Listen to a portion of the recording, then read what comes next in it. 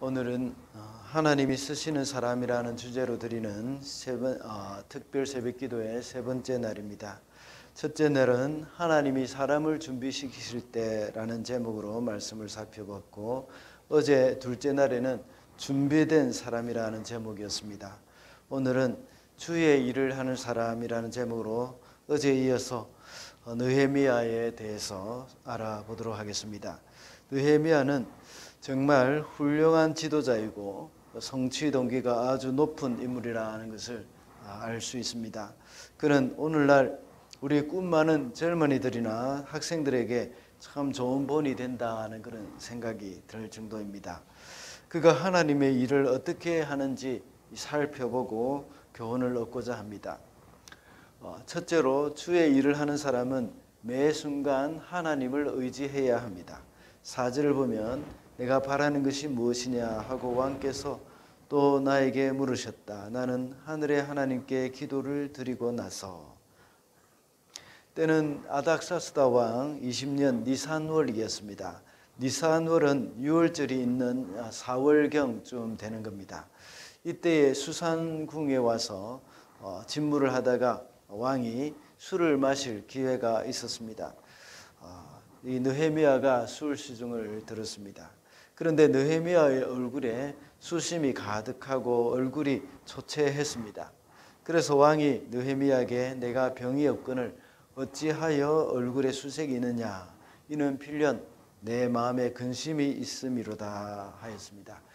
이때에 처음에 1장에서 우리가 살펴봤던 것처럼 1장에 보면 티슬루월, 그때의 티슬루월에 이 느헤미야가 예루살렘의 소식을 듣고 나서 그때부터 하나님 앞에 기도하며 또 금식하였다고 말을 하고 있습니다. 아마 그때부터 4개월 정도가 지난 것입니다. 지금 니산월이면. 이렇게 해서 그는 4개월 동안 근심하면서, 물론 몇 날을 금식하며 울었다고 했지만 계속해서 기도했던 그런 사람이었다는 것을 알 수가 있습니다. 오랫동안 4개월 이상을 기도하는 가운데 그의 마음이 그의 얼굴이 많이 수척해졌을 것이라는 것을 알 수가 있습니다. 이때 느헤미야는 참 두려웠지만 지혜롭게 말을 합니다. 그가 근심하는 이유는 10조의 묘실이 있는 성읍이 지금까지 황무하였기 때문이라고 대답을 합니다. 이 말을 들은 왕은 내가 무엇을 원하느냐 하고 물어봤습니다. 이때 느헤미야는 하나님께 기도했다고 했습니다. 무엇보다도 느헤미야가 이 순간에 하나님께 기도했다는 말씀이 참 우리에게 큰 교훈을 줍니다. 그것은 자신이 말할 것의 반응에 따라서 그 일이 순적하게 성사될 수도 있지만 또 그렇지 않을, 완전히 실패할 수도 있다는 것을 알기 때문입니다. 그렇기 때문에 그는 더욱더 하나님을 의지할 수밖에 없었습니다. 이런 느헤미야의 모습을 볼 때에 그는 매 순간 하나님 앞에 기도함으로 말미암아서 하나님을 의지했다는 것을 알 수가 있습니다. 이 왕의 반응은 참 놀라운 것이었습니다. 그는 느헤미야가 부탁한 것을 조금도 지체하지 않고 다 허락해 주었습니다. 이것은 하나님께서 그의 마음을 활짝 열어주셨기 때문이라고 할 수 있습니다. 하나님은 느헤미야의 기도를 들으시고 아닥사스다 왕의 마음을 열어주신 것입니다. 이처럼 하나님은 우리의 기도를 들으시는 분이라는 것입니다. 하나님께서 우리의 기도를 응답해 주실 때는 우리는 순적하게 하나님의 일을 할 수가 있다는 것입니다. 느헤미야가 간절히 묵도를 마친 후에 비장한 각오를 하고 말했습니다. 임금님께서 소신을 좋게 여기시면 소신의 조상이 묻혀있는 유다의 성읍으로 저를 보내주셔서 그 성읍을 다시 세우게 하여 주시기를 바랍니다 하고 말한 겁니다. 이 말은 대단히 위험한 말입니다. 10여 년 전에 이스라엘 백성들이 예루살렘 성을 중건하려고 하다가 아닥사스다 왕이 조서를 내린 적이 있습니다. 그래서 그 성벽 중건을 중단시켰습니다. 그런데 다시 이것을 중건해 달라는 것은 이 조서를 번복시켜 달라는 그런 요구입니다. 또 금지령이 내린 이유가 반역죄, 이스라엘이 반역죄를 지을까 봐 두려워서 그렇게 중건을 중단시켰는데 이 다시 세우겠다 하는 그 말은 참 반역을 꾀하는 것이라는 그런 오해를 받을 수도 있는 겁니다. 어쨌든 느헤미야의 제안은 아주 상당히 위험한 제안이었습니다. 그러나 이 느헤미야가 기도하면서 그 순간 하나님을 의지했을 때에 하나님은 왕의 마음까지도 움직여 주셨다는 겁니다. 그래서 그 일을 아주 순적하게 잘 이루어 갈 수 있었던 겁니다. 우리가 매 순간 하나님을 의지한다는 것은 매 순간 그 일을 위해서 하나님께 기도하는 것으로 이 표현이 될 것입니다. 기도가 꼭 길어야 할 필요는 없습니다. 중요한 것은 우리에게 진실한 마음과 그분을 신뢰하는 그런 마음이 있어야 하는 겁니다. 또한 그 기도가 구체적이어야 된다는 것을 우리가 생각해 볼 수가 있습니다. 우리가 늘 제가 한 번씩 말씀을 드린 적이 있는데 이 총알 기도라는 것이 있습니다. 총알 기도. 그때 필요할 때 이렇게 겉으로 말은 하지 않지만 마음속으로 하나님 어떻게 해야 되겠습니까? 도와주십시오 하고 이렇게 기도하는 그런 부분들이 제 나름대로 총알 기도라는 그런 이름을 붙인 적이 있습니다. 우리에게 그런 기도가 있을 때에 그런 다급한 일이 생길 때나 또 중요한 그런 결정을 내릴 때에 우리의 마음 가운데 그런 기도하는 마음이 필요하다는 것입니다. 구세군 장설자인 부스 대장은 이렇게 말합니다. 모든 것이 당신에게 달려있는 것처럼 일하고 모든 것이 당신의 기도에 달려있는 것처럼 기도하십시오. 기도할 때에 하나님께서 응답하실 것이라는 기대를 하면서 기도를 해야 한다는 겁니다. 우리가 기도하는 그 순간부터 응답은 이미 시작이 됐다고 이 다니엘서를 잠깐 살펴볼 때 말한 적이 있습니다. 그러므로 주의 일을 하는 사람은 매 순간 하나님을 의지해야 한다는 겁니다. 둘째로 주의 일을 하는 사람은 구체적으로 준비를 해야 합니다. 7절과 8절인데 8절만 제가 읽어보겠습니다. 또 왕실 숲을 맡아보는 아삽에게도 나무를 공급하라고 친서를 내리셔서 내가 그 나무로 성전 옆에 있는 성체 문짝도 짜고 성벽도 쌓고 소신이 살 집도 짓게 하여 주시기를 바랍니다. 나의 하나님이 선하신 손길로 나를 잘 보살펴 주셔서 왕이 나의 청을 들어주었다. 느헤미야가 성벽을 재건할 수 있도록 허락해달라는 말을 듣고 왕은 느헤미야에게 아주 부드러운 말로 몇 날이나 걸리며 어느 때에 돌아올 수 있는지 물었습니다. 그때 느헤미야가 이렇게 어떻게 대답했습니까? 그는 왕의 마음이 열린 것을 알고 그동안 준비하여서 기도하면서 준비했던 것들을 다 이야기를 했습니다. 느헤미야가 왕의 질문에 4절을 보면 왕의 질문에 대해서 이처럼 즉각적으로 필요한 것들을 말할 수 있었다는 사실은 그만큼 이 기도를 했으면 물론이고 성벽 재건을 위해서 구체적으로 비전까지 세워놓았다는 것입니다. 그러한 준비까지 다 해놓았다는 그러한 증거라고 볼 수가 있습니다. 느헤미야는 왕에게 말을 할 기회를 얻을 때까지 모든 것을 철저히 준비했던 겁니다. 만약 그가 그런 준비도 없이 있었다면 이런 좋은 기회를 얻지 못했을지도 모릅니다. 기회는 바로 준비된 자에게 찾아온다는 것입니다.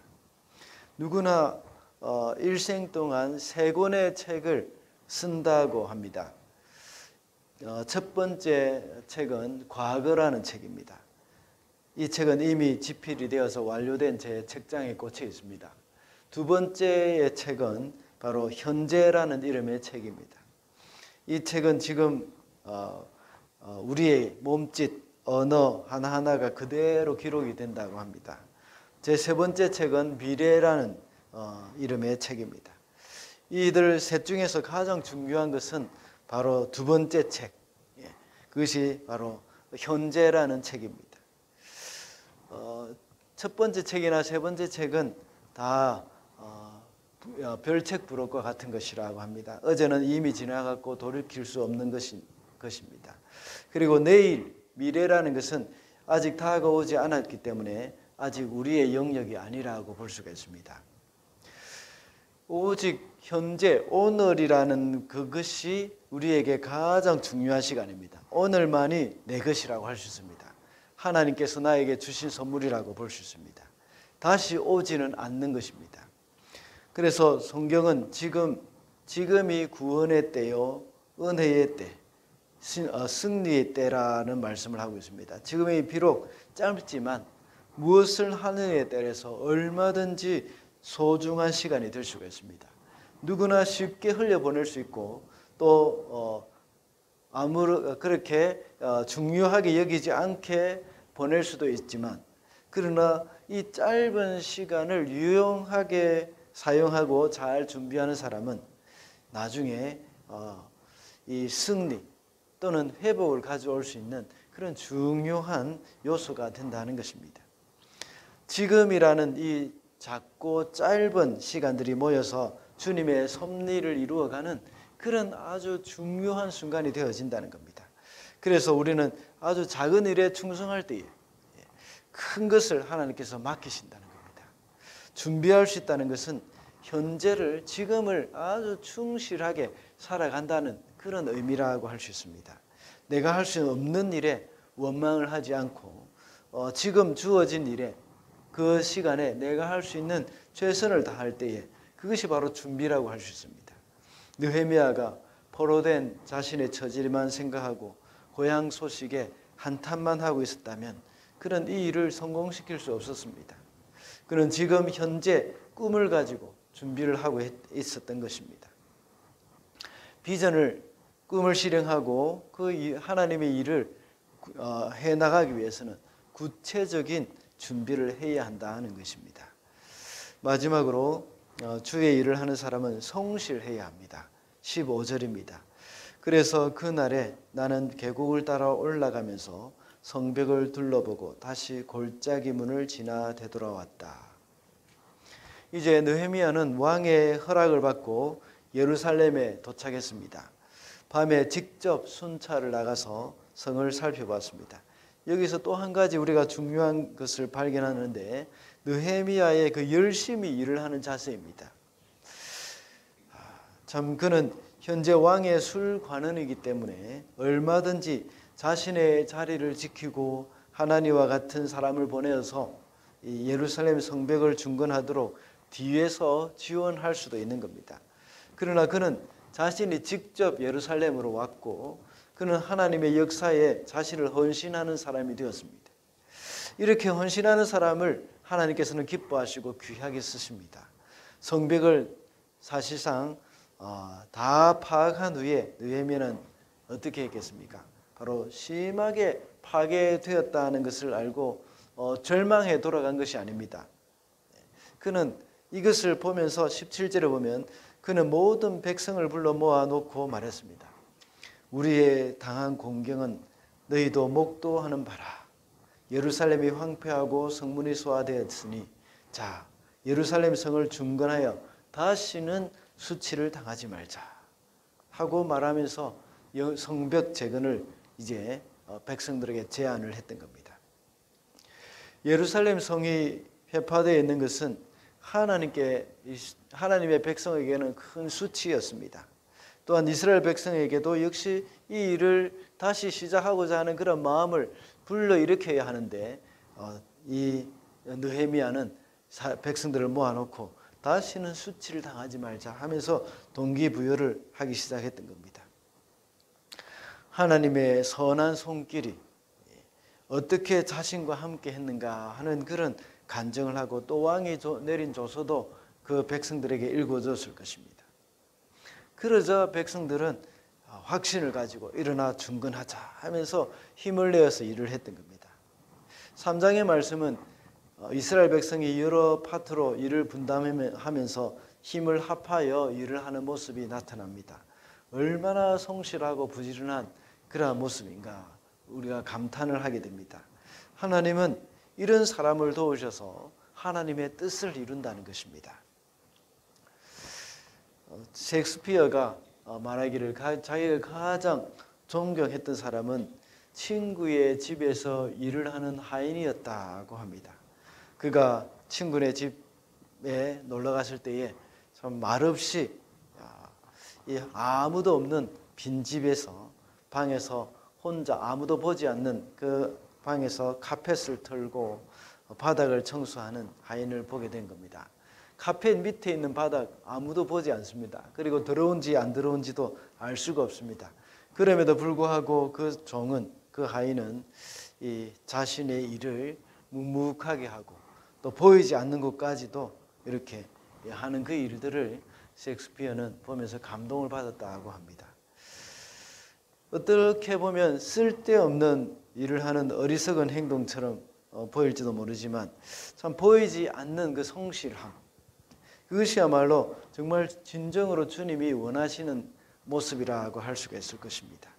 자신의 일에 이 최선을 다하는 성실한 사람이 되어야 한다는 겁니다. 이렇게 느헤미야와 같이 주의 일을 하는 사람은 바로 성실한 사람이어야 한다는 겁니다. 말씀을 맺겠습니다. 오늘은 주의 일을 하는 사람이라는 제목으로 말씀을 살펴봤습니다. 하나님이 맡겨주신 일을 하기 위해서는 매 순간 하나님을 의지하면서 구체적인 준비를 해 나가야 합니다.